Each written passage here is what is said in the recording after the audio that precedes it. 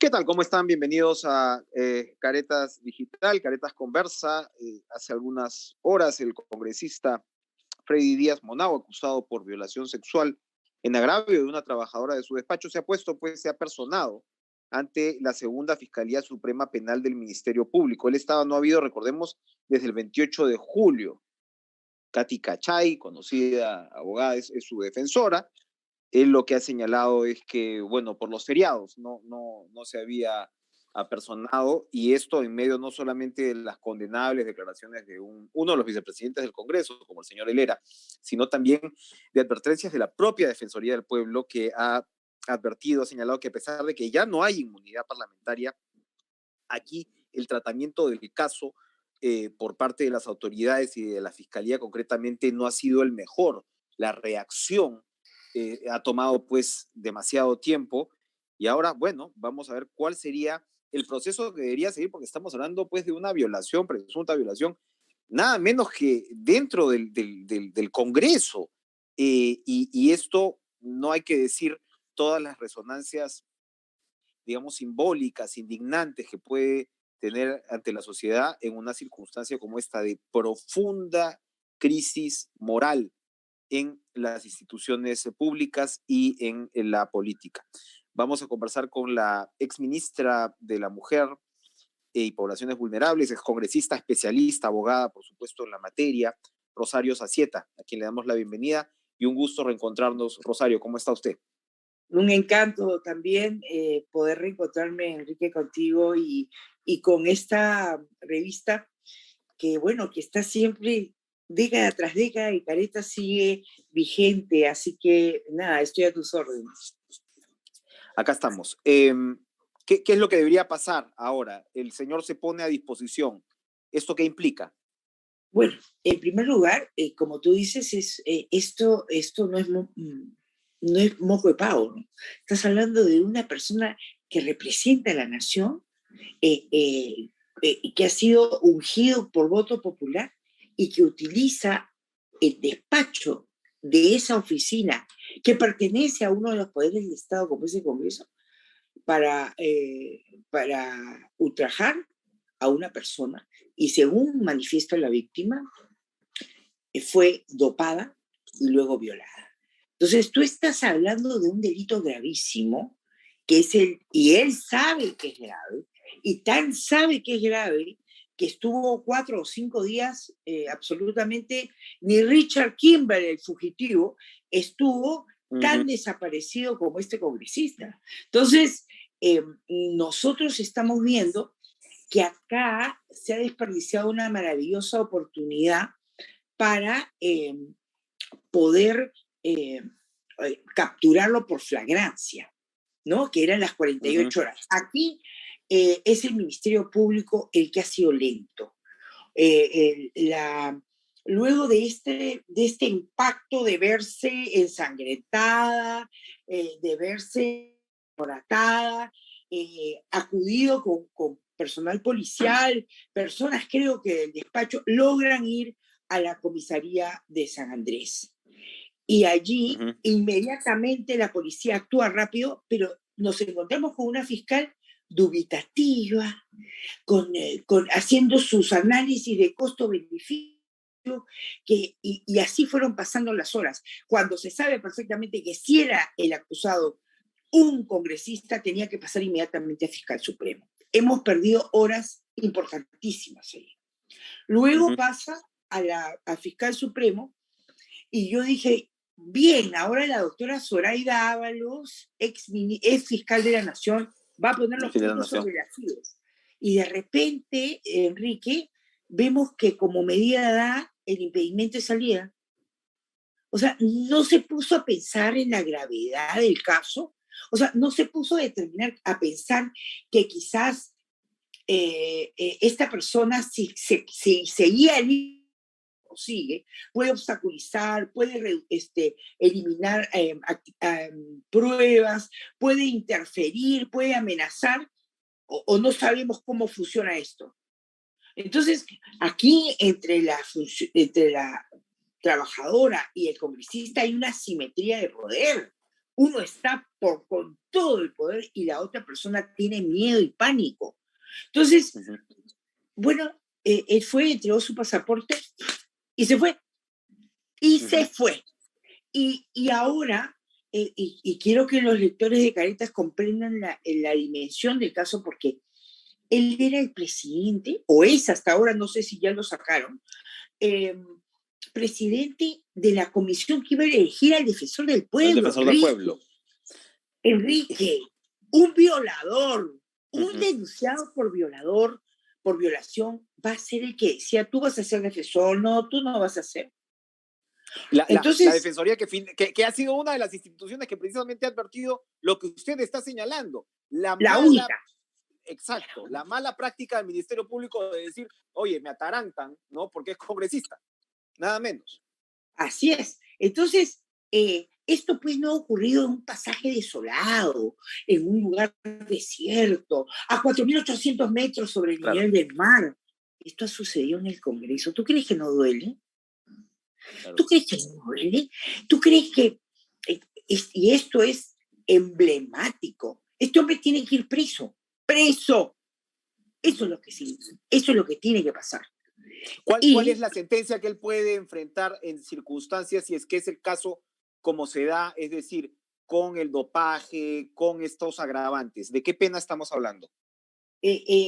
Todo aquel que viole y ponga a la persona en estado de inconsciencia, en estado de incapacidad de resistir, de 20 a 26 años. Exactamente la misma pena que se les estaba dando a los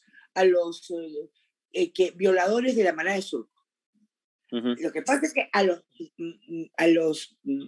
de la manada de Surco le pusieron 20, que era el mínimo, pero va de 20 a 26. Y por ahí algunas otras perlas, utilización de las oficinas, porque fíjate, ahora, hoy día, no sé, estamos viendo lo de la Comisión de Ética, 120 días es lo que dará, 120 días, pero y el desafuero tiene que sacarlo, eso tiene que pasar a acusaciones constitucionales y sacarlo como por un tubo.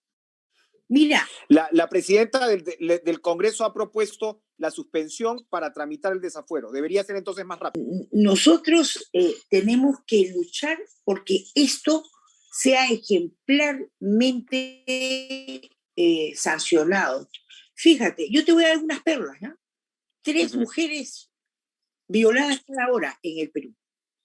73 mujeres entonces al día. Al final tienes que al año violadas, no violentadas, violadas, 26.032. O sea, el señor presidente de la República, Pedro Castillo, en cada quinquenio, cuando usted termine su mandato, han violado en el Perú a 131.170 mujeres, que realmente son parte de estas casi 700.000 mujeres que serán violadas.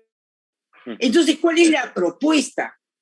Que se declare que este tema de la violencia contra la mujer es un tema de seguridad nacional que el Ejecutivo tiene que atender. Es una suerte de estado de emergencia frente a esta materia. Así es. Por ejemplo, Enrique, ¿cómo puede ser posible que el Registro Nacional de Agresores no sea de dominio público? O sea, que solamente lo pueda ver la Fiscalía, la Policía, el Ministerio de Justicia, el Ministerio de Mujer. O sea, el señor taxista no puede ver quién enamora a su hija. Tenemos que saber quién es quién en este país. Y yo le hablo a los papás. ¿Sabes en qué pienso, Enrique? En ese papá que se rompe el lomo, que cuando tú tomas un taxi, ese hombre está hace 6 horas sentado en el taxi porque tiene la ilusión que su hija ya está a punto de terminar la carrera. Conocemos mucho de estas historias, ¿verdad? Y al final, la hija, papi, me gradué. Y después le dice, papá, He conseguido un trabajo, he conseguido... ¿Y dónde, hijita? En el Congreso, papá. Claro. Para que después te la devuelvan violada a tu hija. Eso es lo que merece el Perú. Esta conducta, este delito cometido por el congresista, no sabe, no, vamos a hacer la vergüenza latinoamericana. O sea, basta de robarnos la vida. A esta muchacha le han cortado el proyecto de vida. Y estaba pensando en la mañana, y recién lo voy a decir aquí en Caretas, que al cortarte el proyecto de vida, y al haber sido cometido este latrocinio dentro de las instalaciones, creo que la mesa directiva debe evaluar, porque esta chica ya no va a poder trabajar en el despacho congresal de su agresor. Le han quitado la posibilidad de trabajar. Va a ser estigmatizada. Por eso es que hay que cuidar mucho su identidad, porque si saben quién es, otro va a querer mandarse porque total ya está fallada, ¿me entiendes? Disculpa tú la expresión. No, total, ya, y pasa a ser lo que decíamos en mi época, la cantimplora. Es decir, ¿qué es esto? Creo que conseguir un trabajo digno a esta muchacha, atribuido y equiparado a su expertise, tiene que ser una obligación del Congreso. Es una reivindicación a todas las mujeres. Acá estamos hablando de todas estas necesidades, además de política, de legislación, no sé si estamos muy cortos, pero de política claramente estamos cortos para combatir este latrocinio, como usted señala, ¿no? Esta lacra social. Y tenemos, por supuesto, carencias culturales y educativas, qué duda cabe, ¿no? Cuando hablamos del enfoque de género y los sectores que quieren eliminar esto, porque para ellos no significa mayor cosa, es decir, tenemos toda una serie de carencias, pero luego otra vez regresamos a este caso, y este caso, como usted señala entonces, debería ser tratado de manera especialmente simbólica, es decir, desde la víctima, tanto desde la víctima como desde el agresor. De eso estamos hablando. Efectivamente, porque a mí me ha conmovido, es una mezcla de sentimientos adversos cuando en TV Perú, este tercer vicepresidente de la mesa directiva dice, bueno, esta muchacha era la única que trabajaba en un ambiente de hombres. Entonces el conductor le dice, oiga, lo que usted está diciendo es muy grave. Y él pregunta, ¿pero por qué? Es decir, no tiene la menor idea, Enrique. No tiene, piensa que efectivamente pues esta chica se ha puesto. Entonces, me acuerdo yo de todos estima. ¿Para qué te pones pues minifalda? ¿Para qué sales con chicos? Y ese calzoncito rojo, ¿por qué te lo pones? ¿Para qué tomas pues con amigos? ¿Para qué sonríes a desconocidos? ¿Para qué estudias Derecho? ¿Para qué estudias Derecho? Yo he tenido situaciones en el Congreso terribles, cuando discutíamos, recuerdo el registro de deudores alimentarios morosos, que fue de autoría mía, y estábamos en una discusión. Creo que yo era la única, creo, congresista en la Comisión de Justicia. No recuerdo si había otra, creo que sí. Y empezamos a discutir, Enrique, y cuando el otro congresista no tuvo argumentos, ¿sabes lo que me dijo, Enrique? Cállate, útero seco. Wow. Eso fue lo que me dijo. ¿Por qué? Porque yo no tengo hijos. Y entonces, y también hemos sido, digamos, esta historia mía de 42 años no es fácil. Yo quiero agradecer, hace muchos años, yo era estudiante de Derecho, y un abogado, funcionario público, que quiso aprovecharse de mí. Y dentro de las oficinas yo tuve que esconderme entre las cortinas. Bueno, tuvo una situación de pánico. Pero usted Y gracias a ese señor, sí. Sí, no, sí, termina, por favor. Sí, entonces, gracias a, en esa época era el presidente de la Comisión Nacional de Inversión y Tecnología Extranjera, Bordo García Rosell. Ese presidente me salvó, porque yo fui y temblando le dije lo que había pasado. No es el tema, pero hay otras personas que no lo pueden decir. Esta chica ha sido muy valiente. Yo me he entrevistado con ella, Enrique. Yo me he entrevistado con ella, y llorando ella, y dije, y me dijo, y lo primero era tratar de decir, doctora, yo no he tenido nada con él, yo nunca, doctora, he tenido una relación amorosa. O sea, la víctima tiene que justificar, no sé si me entiendes. No, porque claramente el argumento del agresor ahora va a ser que ha sido consensuado, puede tratarla de cualquier cosa, de despechada, en fin, puede argumentar lo que sea, porque es precisamente lo que la cultura facilita, ¿verdad? Lo que esa cultura distorsionada facilita. Ahora, para terminar, Rosario, usted toca un punto sumamente importante de lo cual se habla poco, que es la prevalencia de estos delitos y de estos fenómenos dentro del sector público. Se suponía que se había hecho un trabajo importante, ¿no?, para evitar el acoso sexual, en fin, pero aquí vemos, lo hemos visto mucho, los que ya llevamos algunos años en periodismo, recuerdo, que incluso a niveles de Corte Suprema, ¿no? Hubo casos muy sonados, había otra vez, ¿no?, una cultura totalmente distorsionada con respecto a la mujer. Y esto lamentablemente nos regresa a ese escenario, a lo que falta por hacer dentro del sector público para no solamente repeler, sino castigar estas conductas, porque de todas maneras lo que se hace en el sector público es de alguna manera un reflejo de lo que ocurre en la sociedad, se emite un mensaje.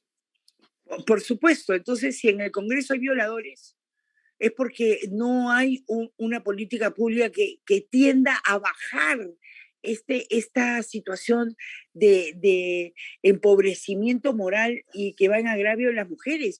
El ministro del Interior tiene una labor en la cual tiene que entender que el concepto de seguridad ciudadana para las mujeres y para los niños es diferente.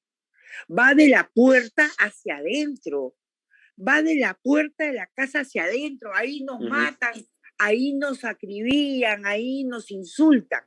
Entonces, hay mucho por hacer, pero ahora este Congreso tiene que desaforarlo. Esta fiscal, la doctora Zoraida Ábalos, tiene que pedir detención preliminar y creo que este proceso de elección de defensor del pueblo ha quedado deslegitimado.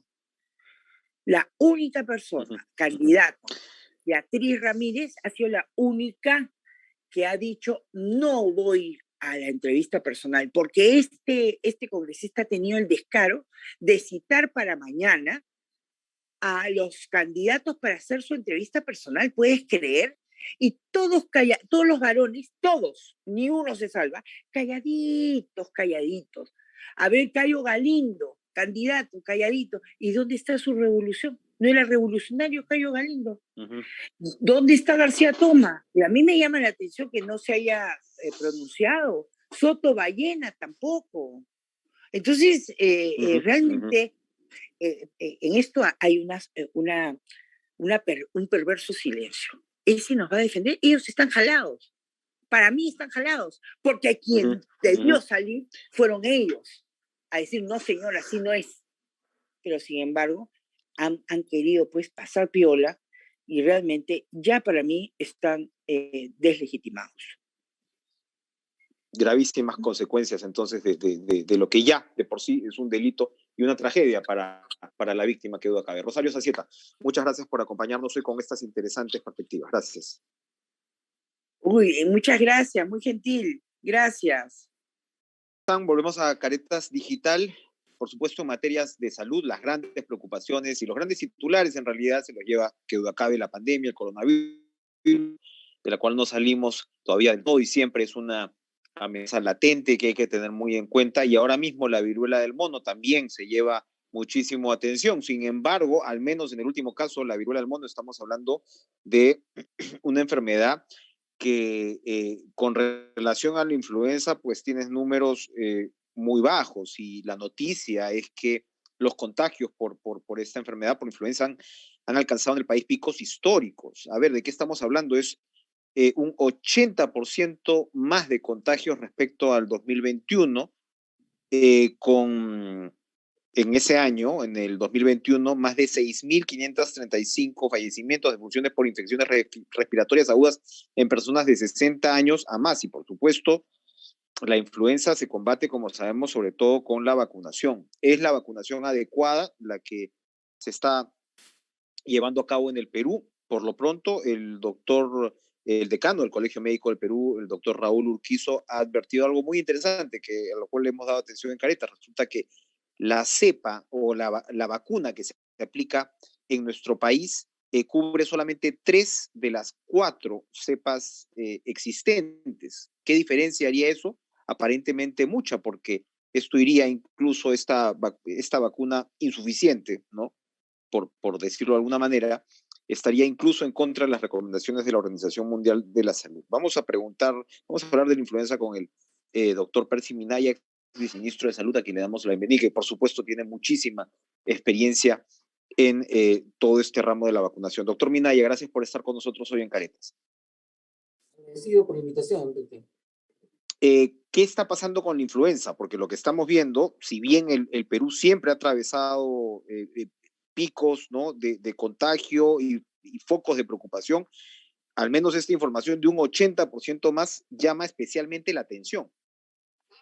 Bueno, lo que tenemos en general es un predominio del COVID y eso inclusive no ha dejado que se manifieste con toda la amplitud que suele tener las epidemias temporales de influenza. Una de las características, obviamente, es que para protegernos de la circulación de influenza, nosotros tenemos que usar vacuna contra la influenza. Y la verdad es que en los últimos años, las coberturas de vacunación han estado bajas. Inclusive en este año, nosotros tenemos en adultos mayores cerca del 30% de cobertura de vacunación, cuando deberíamos estar en más del 48% para esta época del año. Una situación similar ocurre en los niños, en la que nosotros tenemos como esquema vacunación a los 6 meses, a los 7 meses y al año de edad, para los menores de 1 año, y luego una vez por año. Ese refuerzo que nosotros ponemos se encuentra en 16% de cobertura. Bajísimo. Muy bajo.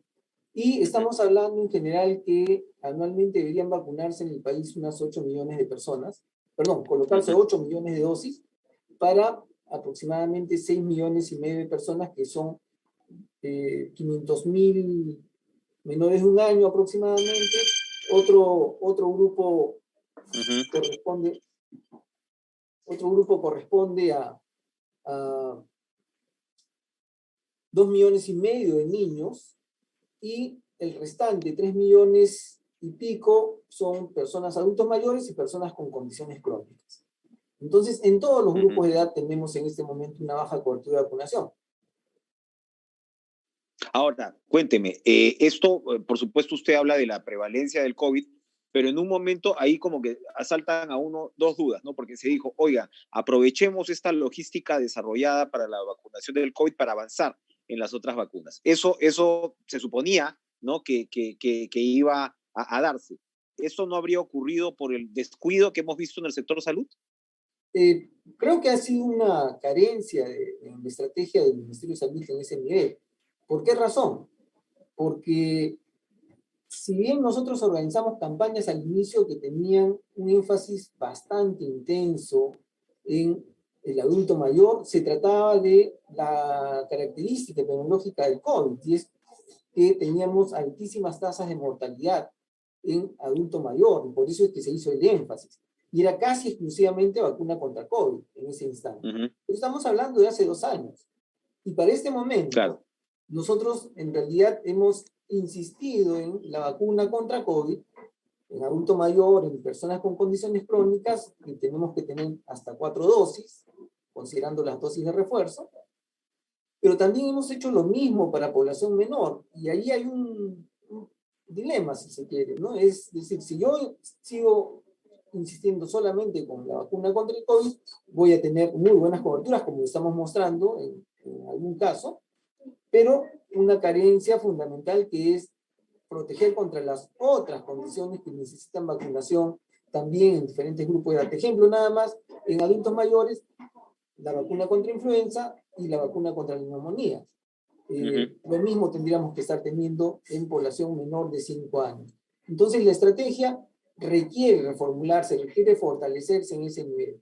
Pero, Enrique, allí es importante hablar no solamente de la vacuna, digamos, en términos de la estrategia operativa, sino de los cambios que tendrían que hacerse. Recientemente el Ministerio, a través del Viceministro de Salud Pública, convocó una reunión y han planteado la modernización del programa de inmunizaciones. Esa es una necesidad, porque si partimos de una plataforma que todo el mundo conoce y sabe, que es la que nos da vigencia en cualquier iniciativa del Estado, y estas son las leyes, la ley de vacunas que nosotros tenemos data del año 2003, tiene solo 5 artículos, y está totalmente desfasada con lo que son las necesidades modernas en términos de vacunación. Pero ese es un punto, es decir, en el extremo del abanico se encuentra la necesidad de tener una política mucho más moderna, agresiva también en términos de la vacuna,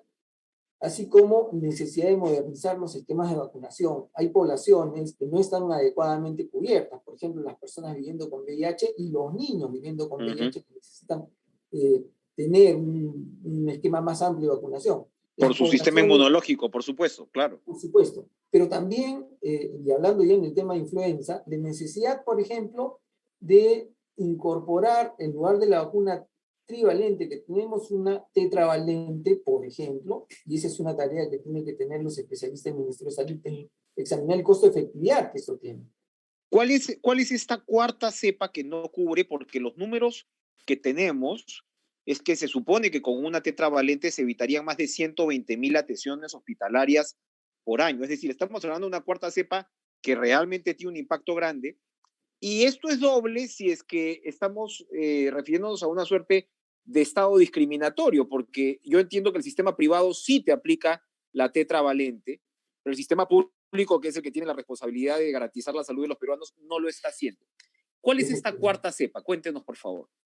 Nosotros tenemos en la vacuna trivalente una composición que va variando de acuerdo al comportamiento de los virus en el hemisferio norte y en el hemisferio sur. Y solemos incorporar 2 cepas del tipo A.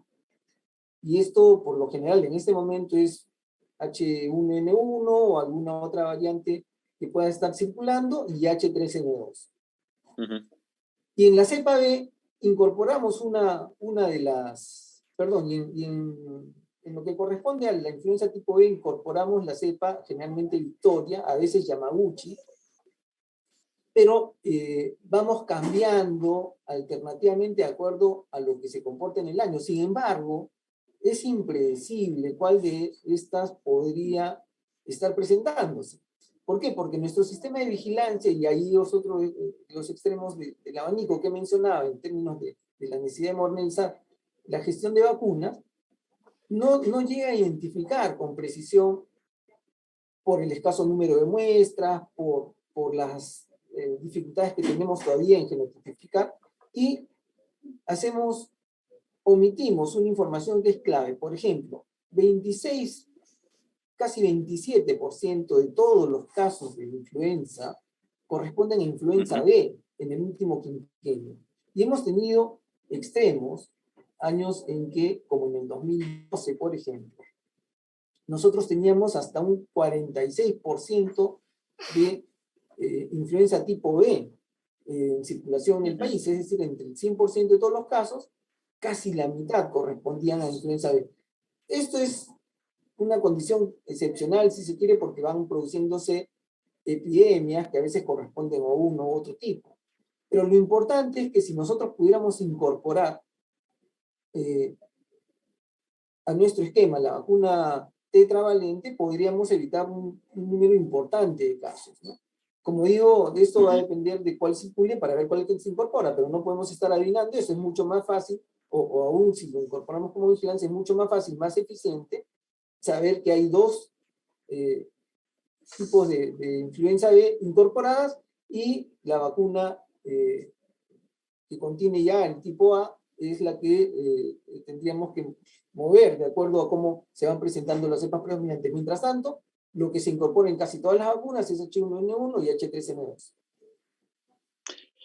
Para terminar entonces, un cambio legislativo es lo que se necesitaría para hacer estos sistemas más dinámicos y, por ejemplo, incorporar las vacunas nuevas, necesarias, dentro de los esquemas de vacunación. ¿Esto pasa por un tema, repito, legislativo o pasa por un tema básicamente de administración de gestión, No, que están arrastrando un poco los pies para poder actualizar estas vacunas? el tema es diferente, ¿no? Nosotros, cuando decidimos incorporar una vacuna, solamente tenemos que tener la opinión de los comités expertos que examinan la epidemiología de la enfermedad en cuestión. La decisión, generalmente de una orientación o que llamamos decisión política, es decir, la vehemencia, la asertividad que tenga un gobernante para poder hacer cambios, y obviamente basados en evidencia. Y otro tema distinto es la ley. La ley nos permite a nosotros ampliar el esquema, por ejemplo, de financiamiento, si pueden o no, como hemos discutido en el momento de COVID, comprar vacuna en una situación pandémica a los privados y ponerla a disposición del público en general, etc. Ese es otro tema, pero es necesario modernizar la ley. Ahora, en lo que respecta a la vacuna contra la influenza, es una decisión de gobierno, del Ministerio de Salud, que debería ser impulsada por la Dirección de Inmunizaciones, consultada a su equipo de expertos y aprobada por el ministro. Ese es totalmente administrativo. Es una necesidad y hay que ajustar acá un tema más. Y es que en el país se necesitan dos subtipos de vacuna, la del hemisferio norte y la del hemisferio sur, porque en el país, el norte del país, es decir, desde Lambayeque hacia arriba, nosotros tenemos la circulación de influenza que ocurre en Norteamérica. Mientras que, y esa se da fundamentalmente en enero, febrero, mientras que lo que tenemos nosotros en circulación desde Lima hacia abajo, hacia el sur, es la que corresponde al hemisferio sur, que debería vacunarse fundamentalmente entre mayo y junio. Ocurre que nosotros compramos un solo tipo de vacuna por lo general y la aplicamos en el mes de abril o mayo, cuando ya pasó la epidemia en el norte del país. Entonces hay una serie de fases y por eso es la necesidad de modernización. Perfecto. Una última pregunta ahí, que iba hacia, digamos, la otra idea que me provocaba sus declaraciones. ¿No será, ya regresando al tema del proceso de vacunación, de estos números que nos están arrastrando un poco en términos de cobertura, que todo este debate absurdo antivacunas en algunos momentos puede haber calado en parte de la población ya en general, hablando de las vacunas? Me refiero, ¿no será que también nos falta volver fuerte a un proceso de pedagogía pública que refuerce la importancia de las vacunas para una sociedad como la nuestra? Sí, en realidad hace falta que tengamos una comunicación mucho más ligada a la población por diferentes medios de comunicación, incluyendo redes sociales, medios alternativos, explicar, la población necesita entender cómo se usa y cómo previene la vacuna, y saber que en el caso de algunas de las vacunas infantiles las aplicamos repetidas veces, nunca ha habido un problema con eso en realidad. Tenemos la data histórica de más de 20 años de reacciones adversas para diferentes tipos de vacunas y sabemos que no provocan condiciones severas. Excepcionalmente puede haber algún caso de ese tipo y siempre tienes un servicio de salud que va a responder por eso. Ahora, es muy importante que la población entienda no solamente esta lógica, sino la de que en el futuro pueden haber muchas más vacunas incorporándose y que es lo más eficiente que nosotros podemos tener. Ya vemos ahora el caso de la viruela del mono. No tenemos vacuna actualmente en el Perú para esto. somos el país que tiene más casos por millón en el mundo, literalmente, de habitantes, y estamos en una cifra creciente. Entonces, en un escenario donde tú tienes circulación que pasó de un grupo de riesgo a la población general, es decir, donde hay circulación comunitaria, tienes que incorporar esa vacuna. ¿Vamos a decirle no a esa vacuna? Cuando ya sabemos que en el pasado ha tenido altísimas tasas de letalidad, pero sobre todo que produce lesiones que a ninguna persona le gustaría aportar. Otros países se preocuparon en adquirir la vacuna de la viruela del mono, ¿no? O sea, y el Perú parece que no le dio importancia, lo veía como algo todavía pues demasiado remoto, demasiado lejano. Yo entiendo que otros países en América Latina sí han prevenido esta situación, ¿no? Estamos a la saga en la región. No, en realidad esto es una figura un poco más compleja. Hay una, hace muchos años atrás, en el momento en que se radica la vacuna contra la viruela, la viruela, en los años 80, surgieron a lo largo del tiempo voces acerca de que podrían utilizarse los gérmenes de la vacuna para poder producir armas biológicas. Y en algún momento se dijo que no deberíamos tener reservas de ese tipo y por lo tanto no teníamos que producir la vacuna. Sin embargo, los Estados Unidos y en Europa, algunos países, tienen leyes diferentes y por eso es que decía es necesario tener una lógica de ley diferente, una ley general diferente, y adquieren vacuna que va a la reserva de defensa. Esa vacuna, que en el caso de Estados Unidos es la CAM 2000, producida en su momento por Sanofi, es la que se tenía en reserva y la que se ha comenzado a utilizar para una respuesta rápida. Nunca ha sido suficiente porque en realidad la necesidad es urgente, ¿no? Y había un único país que es Dinamarca, en realidad, con una empresa que produjo vacuna contra la viruela del mono, con la esperanza de que esto pudiera ser utilizado en las zonas endémicas en el África. Y, por supuesto, en los países para prevenir. Casi nadie le hizo caso, vendieron unos cuantos cientos de miles de vacunas, pero ahí tenían ellos la tecnología.